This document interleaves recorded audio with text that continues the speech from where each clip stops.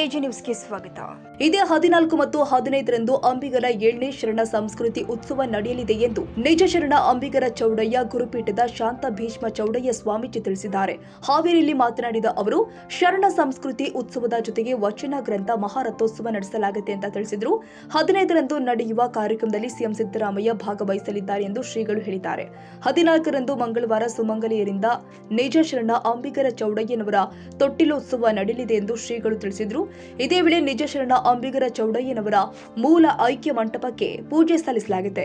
ನಂತರ ರಕ್ತದಾನ ಶಿಬಿರ ನಡೆಯಲಿದ್ದು ಹಲವಾರು ಮಠಾಧೀಶರು ರಕ್ತದಾನ ಶಿಬಿರದಲ್ಲಿ ಪಾಲ್ಗೊಳ್ಳಲಿದ್ದಾರೆ ಎಂದು ಶಾಂತ ಭೀಷ್ಮ ಶ್ರೀಗಳು ಹೇಳಿದ್ದಾರೆ.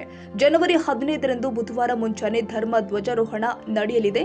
ಧರ್ಮಸಭೆ ನಡೆಸುವ ಮೂಲಕ ಅಂಬಿಗರ 7ನೇ ಶರಣ ಸಂಸ್ಕೃತಿ ಉತ್ಸವ ಆರಂಭವಾಗುತ್ತೆ.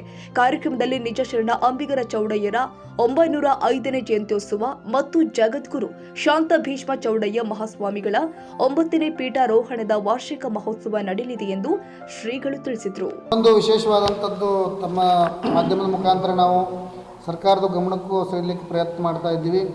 ಇವತ್ತು 40-50 ವರ್ಷಗಳಿಂದ ನಮ್ಮ ಸಮುದಾಯದ ಒಂದು ಮೀಸಲಾತಿ ಎಸ್ ಟಿ ಹೋರಾಟ ಅಂತಕ್ಕಂಥದ್ದು ಹೋರಾಟ ನಡೀತಾನೇ ಇದೆ. ಅನೇಕ ಹೋರಾಟ ಮಾಡ್ತಾ ಇದ್ದೀವಿ. ಸರ್ಕಾರಕ್ಕೆ ಸಾಕಷ್ಟು ಬಾರಿ ಮನವಿಯನ್ನು ಕೊಟ್ಟಿದ್ದೀವಿ ಮತ್ತು ಮುಖ್ಯಮಂತ್ರಿಗಳು ಕೂಡ ಪ್ರತಿ ವರ್ಷ ಯಾವುದೇ ಸರ್ಕಾರದ ಮಂತ್ರಿಗಳಿದ್ದರೂ ಕೂಡ ನಮ್ಮ ಗುರುಪೀಠಕ್ಕೆ ಬಂದು ಅವರೆಲ್ಲ ಮಾತು ಕೊಟ್ಟು ಹೋಗ್ತಾ ಇದ್ದಾರೆ. ಆದರೆ ಕಾರ್ಯರೂಪಕ್ಕೆ ಬರ್ತಾ ಇಲ್ಲ. ಅದಕ್ಕಾಗಿ ಮೀಸಲಾತಿ ಹೋರಾಟ ನಮ್ಮ ಸಮಾಜದ್ದು ಇವತ್ತು ಆಗದೇ ಇದ್ದರೆ ಮುಂದಿನ ದಿನಮಾನದಲ್ಲಿ ಜಾತ್ರೆ ಆದ ತಕ್ಷಣ ಇನ್ನು ಮುಂದಿನ ಕಾರ್ಯಕ್ರಮ ನಮ್ಮದು ಎಸ್ ಟಿ ಹೋರಾಟ ಅಂತಕ್ಕಂಥದ್ದನ್ನು ಈ ಮಾಧ್ಯಮದ ಮುಖಾಂತರ ನಾವು ಎಚ್ಚರಿಕೆಯನ್ನು ಕೊಡ್ತಾ ಇದ್ದೀವಿ. ಸರ್ಕಾರ ನಮ್ಮ ಗುರುಪೀಠ ಅನೇಕ ಸಂಕಲ್ಪಗಳನ್ನು ಹೊತ್ಕೊಂಡದ. ಆ ನಿಟ್ಟಿನಲ್ಲಿ ಅನೇಕ 4 ಶಾಖಾ ಮಠಗಳನ್ನು ಮಾಡಬೇಕಂತಕ್ಕಂಥ ಸಂಕಲ್ಪದಡಿಯಲ್ಲಿ ಪ್ರಥಮವಾಗಿ 16 ಎಕರೆ ಜಮೀನನ್ನು ಗುಲ್ಬರ್ಗಾ ಭಾಗದ ಚೌಡಾಪುರ, ಗಾಣಗಾಪುರದ ಚೌಡಾಪುರ ಭಾಗದಲ್ಲಿ ಪ್ರಥಮ ಶಾಖಾ ಮಠವನ್ನು ಮಾಡಲಿಕ್ಕೆ 16 ಎಕರೆ ಜಮೀನನ್ನು ಈಗಾಗಲೇ ಖರೀದಿ ಮಾಡಿದ್ದೀವಿ ಭಕ್ತರ ಸಹಕಾರದೊಂದಿಗೆ.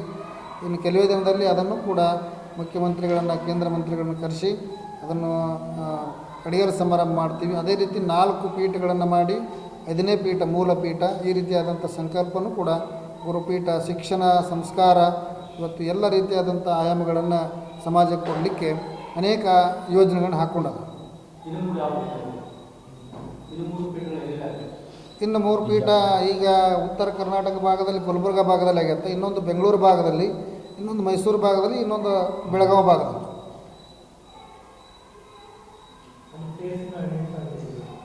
ಇಷ್ಟು ಹಮ್ಮಿಕೊಂಡಿವಿ. ಇನ್ನು ಮುಂದೆ ದಿನಮಾನಗಳಲ್ಲಿ ಫೇಸ್ ಮಾಡ್ತೀವಿ. ಅಲ್ಲಿ ಹೋಗಿ ಜಾಗ ಖರೀದಿ ಮಾಡಲಿಕ್ಕೆ ಎಲ್ಲಿ ಸೂಕ್ತ ಆಕತ್ತಿ ಪೀಠ ಎಲ್ಲ ಸಮುದಾಯದವ್ರನ್ನ ಕೂಡಿಸಿ ಅಲ್ಲಿ ಮೀಟಿಂಗ್ ಮಾಡಿ ಅದನ್ನೆಲ್ಲ ಮಾಡ್ತೀವಿ.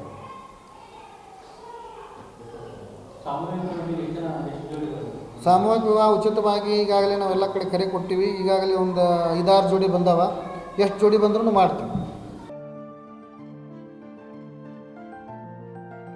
ಕನ್ನಡಿಗರ ಮೆಚ್ಚಿನ ನಿಮ್ಮ ಎಜೆ 24/7 ನ್ಯೂಸ್ ಕನ್ನಡ ವಾಹಿನಿ ಇದೀಗ ಟಿವಿಯಲ್ಲಿ ಲಭ್ಯ. ವೇಳೆ ನೋಟಿಸ್ ಕೊಟ್ಟಿದ್ರೆ ವಾಪಸ್ ತಗೋತೀವಿ. ಇವತ್ತು ವಕ್ಫ್ ಪ್ರಾಪರ್ಟಿ ಅಂತೇಳಿ ಬರ್ತದೆ ಅಂತ ಹೇಳಿದ್ರೆ ರೈತರ ಬೀದಿಗೆ ಬಂದ್ರೆ ಏನ್ ಮಾಡ್ಬೇಕಾಗುತ್ತೆ? ಯಾರು ವೋಟ್ ಹಾಕಿಲ್ಲ ಅಂದ್ರೆ ಗ್ಯಾರಂಟಿನೆಲ್ಲ ಸ್ಟಾಪ್ ಮಾಡ್ಬಿಡ್ತೀವಿ.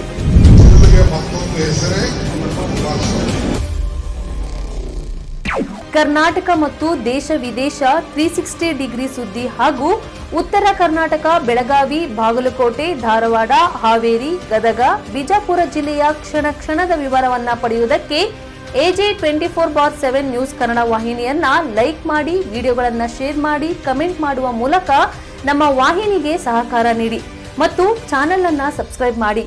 ಧನ್ಯವಾದಗಳು.